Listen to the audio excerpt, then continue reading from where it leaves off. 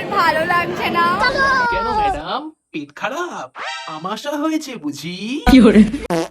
আরে এই যে আপনার মুখটা এরম বেঁকা কেন? সকাল 7 সকালে ঘুম থেকে উঠেছি, এখন আমাদের ঘুম পাচ্ছে।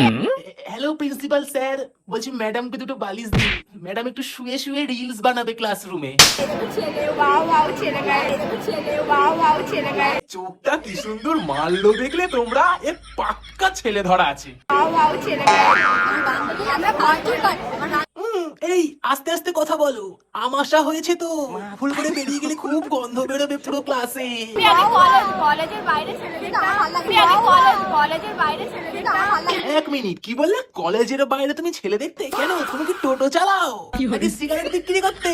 টাটা করে দাও, ভালো লাগছে না, টাটা। টাটা গাইস, জিভ দিয়ে জল বেরিয়ে গেছে, বুঝতে পেরেছি এবার একটু বাথরুমে গিয়ে মেকআপটা করতে হবে। আর এরা যে কলেজে আছে সেই কলেজ ছেলেগুলো খুব সাবধান, পাক্কা ছেলে ধরা আছে ভাই। ওয়াও ওয়াও ছেলে গায়ে।